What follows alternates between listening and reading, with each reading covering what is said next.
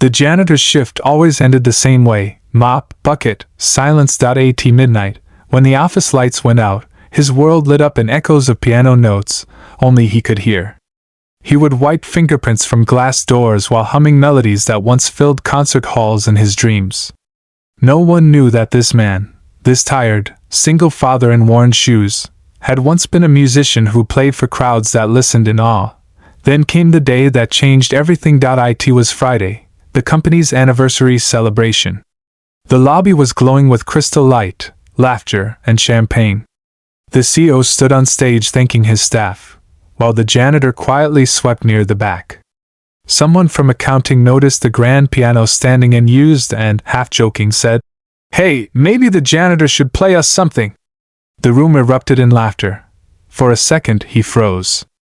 Every pair of eyes turned toward him, not with respect but amusement. The same eyes that never met his during the day now waited to see him stumble. He wanted to disappear.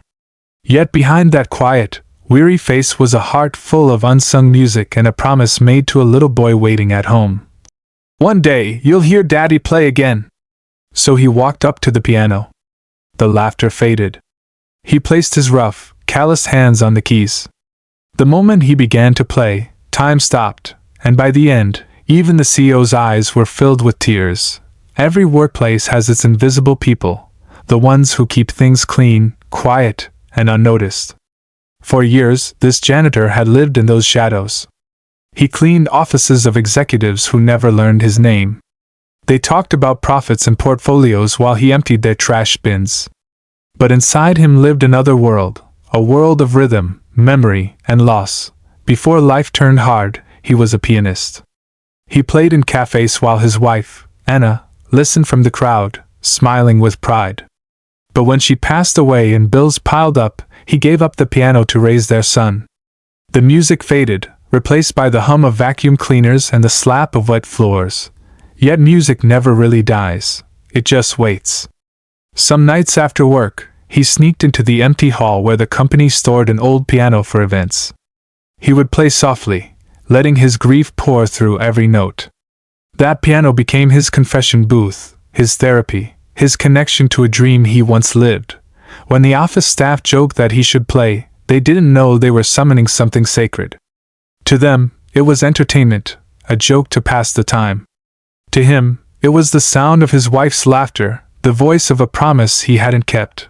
The world often misjudges people who wear uniforms instead of suits. We forget that genius doesn't always come wrapped in titles. Sometimes it hides behind a name tag that reads, "Custodian."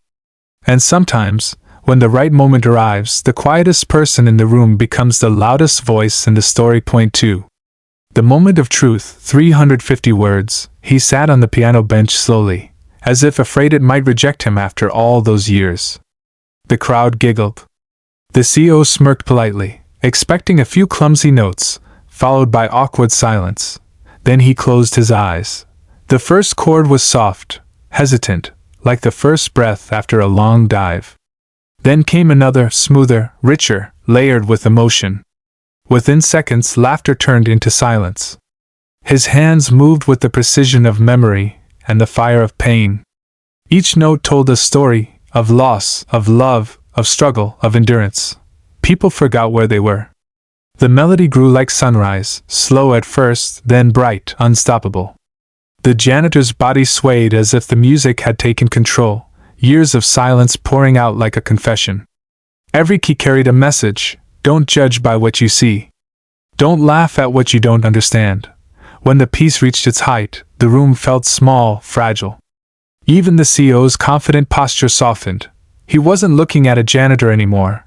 He was looking at a man who had turned pain into beauty.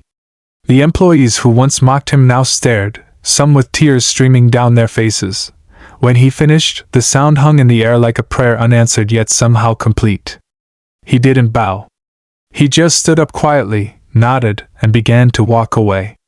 But before he could leave, the room erupted into applause, not polite, corporate applause, but raw, human appreciation. For one moment, everyone was equal. The man with the mop and the man in the tailored suit shared the same silence, the same emotion.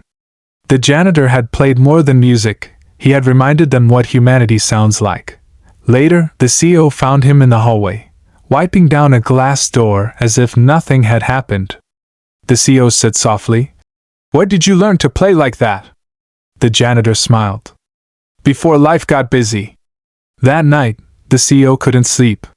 He kept replaying the melody in his head, the kind of sound that stripped away layers of ego and success. For the first time in years, he felt something genuine. In every company, there's an invisible hierarchy of worth. The CEO's words matter more than the janitor's broom. But what happened that day shattered that illusion. In one performance, the janitor proved that value is not about position, it's about purpose. The story spread across the building. Employees began greeting him by name. People looked him in the eye. Even the CEO started asking questions about his life, his son, his music. The janitor hadn't just changed how they saw him, he changed how they saw each other. In that melody, they discovered what money could never buy: humility, empathy, and connection. The office that once measured worth in numbers began to measure it in moments.